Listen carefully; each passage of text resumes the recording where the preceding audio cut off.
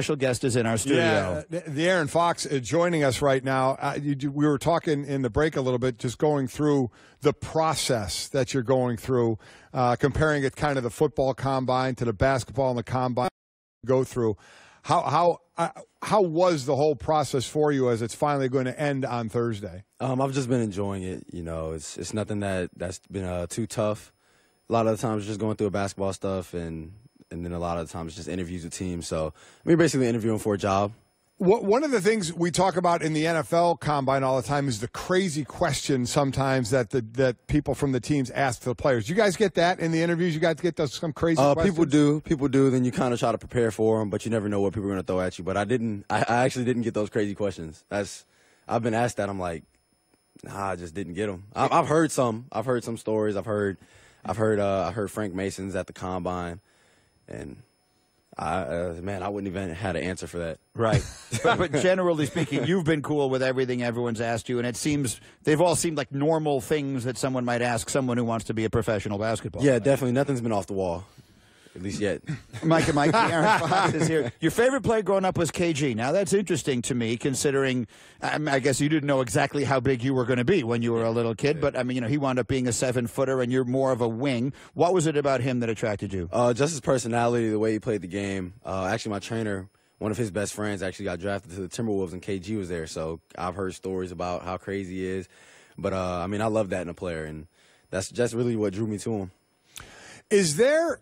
amongst, again, as we were chatting before, I was going through my time years and years and years and years ago. And as a 10th rounder, there's no real, boy, I'm mad at all the other 9 rounds of players that went in front of me, and I'm going to remember all their names. How about at the top? You're going to be at the top of the draft. Is there competition amongst you guys about who's number 1 and where you get drafted, not only by overall but by position as well? Not necessarily.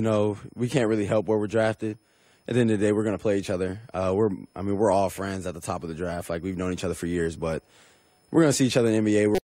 We all want to play against each other anyways.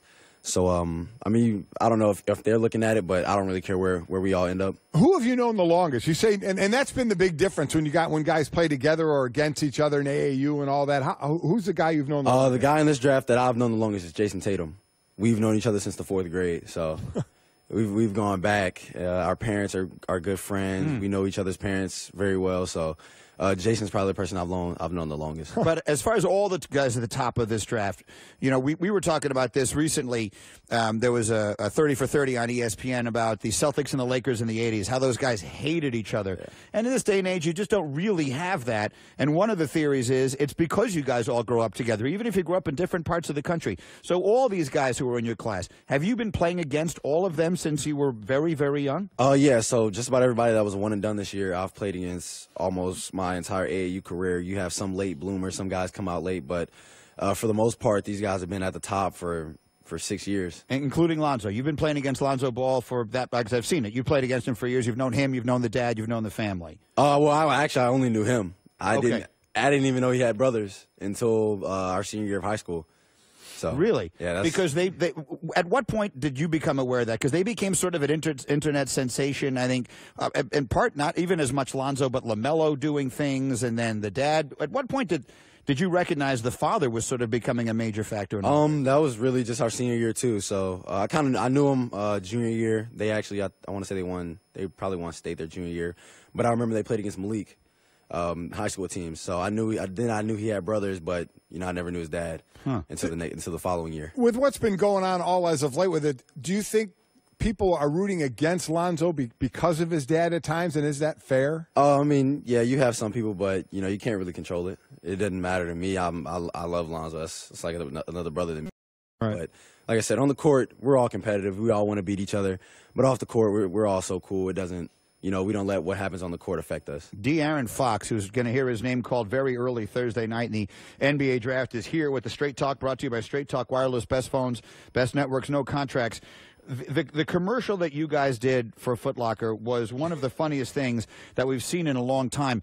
Mike brought it up the other day on the air. What did you know about it going into it? Because clearly you guys are all doing sort of a mock for those who haven't seen it. It was a Father's Day ad, and you guys are all talking beautifully about your dad. I think your line was, "Oh, he got up early and took me to all these tournaments all over the place." And then Lonzo goes into a series of really well-played jokes about his dad. What did you know going into it? Going into it, I knew Jason, Jonathan, and I were going to talk about, how our dads did this and that, good things. And then all they told us was Lonzo's going to, just go off a list of kind of what his dad's been doing. But I didn't know how it was going to come out. But when I watched it the first time, I probably watched it 50 times in a row. It was hilarious. But, he has a sense of humor, so I liked it. It's good. He definitely that showed there, and that was a great commercial. Yeah, I think that was something that people hadn't seen. Yeah, we knew, but no doubt about it. So you mentioned earlier about one and dones, and certainly a number of them out there this year.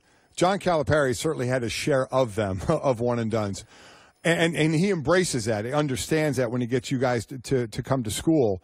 How does he and how well prepare you for that one and done situation to then get to go into the NBA? He definitely prepares us well. We come in, we're kind of just thrown in the fire.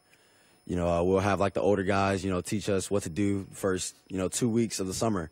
Then after that, you just have to pick up extremely fast, especially at the point guard position. So I started every game. It was pretty tough, but it's nothing that someone can't do. We've seen so many people go through it, and that you can do it, but it's a process. That line. So you finish high school, and then so at what point you just said every game point guard? When is that job yours? So you come from high school, and here you are at Kentucky, and you're the man. You're the starter. Crazy thing is, I graduated 3 days before I had to be on campus. So I graduated. I didn't even much have a summer. As soon as I graduated, started packing, was on campus, and it was time to go to work. I would say that's no summer. I wouldn't say not much of a summer. That's no summer. Well, then you get the little time between summer school and the fall semester. You get about 3 weeks, barely. Yeah. But, I enjoyed it. The summer, I'd rather not have a summer kind of because I wouldn't be doing anything. But I really enjoyed my summer at Kentucky.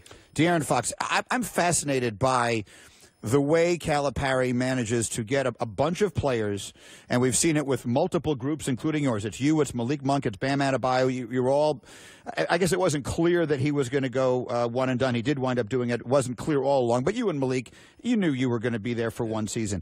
And he's done it with many other players, Karl Anthony Towns and others, where you come, everyone knows it's going to be 1 year, and yet you seem to buy into a team concept. You seem to buy into something larger than just maximizing your own draft stock. If you could put your finger on it, how does Calipari get you to do it? Oh, man, it's just his personality. He's able to touch so many people in so many different places. He came into my house. He just has so much swag. He doesn't come in nervous. He doesn't talk about anybody but, Kentucky. He doesn't even much talk about himself. He doesn't really talk about all the guys that went to the NBA from his school. It's just, that track record. So, him coming in with that swag, it's just, I don't have to talk about that. You know about that already. So I'm going to tell you what I think you can do and what, he doesn't promise us anything. He never told me I was going to start. He never told me how many minutes I was going to play. And that was just something that really drew me to him. At what point, is it in high school? Are you in high school when you realize or know or at least have the idea that wherever you go to college, you're a one and done? You really start seeing people do mock drafts so early. You're probably a sophomore, junior in high school. But you start seeing things and you really start listening and paying attention. And it's like, it doesn't really matter where I go. If I go and perform for a year, then I can go to the NBA, I can get drafted and live out my dreams. And that's how it was for us. De'Aaron Fox, you played in Mike, you played in two of the most memorable games of this year's NCAA tournament, one of them on a Friday night against Lonzo Ball. And I know that you say you and Lonzo are very good friends and all of that, but that was an important game for a lot of reasons. I'm sure a lot of a lot of scouts are sitting there watching you two guys going head to head. What was your mentality going into that night? Because you dominated that matchup. Playing against any player, any guard like that, who's supposed to be top 2 pick in the draft. Just you should be up for that. People gave us their best every single game, and just knowing that was an extremely important game. I just wish we could have got to the Final Four, won a national championship.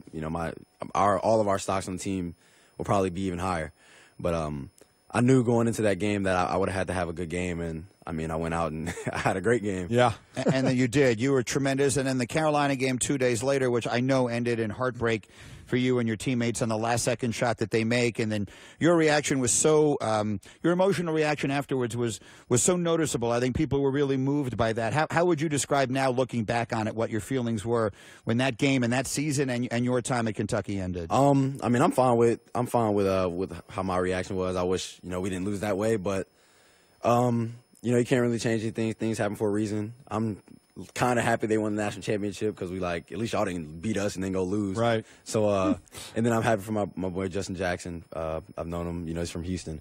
So, just the way, I think we had a great season. We went on a 3-game losing streak, and after that, I think we won like 15 in a row. So, especially with that young group, we were like the youngest team in the tournament. And we were able to go that far and lose to the most veteran team, the team that went to the national championship 2 years in a row. So I feel like we had a pretty successful season. So now you get ready. You'll get drafted on Thursday. Go to a team, whatever team it's going to be. You obviously watch the NBA, know the NBAs. Any doubt in your mind you can just like you started day one in Kentucky, you can go in and get handed the ball for some NBA team and fit right in? I have no doubt in my mind that I can do it. And only thing is now, you're playing against grown men. It's going to be a lot different.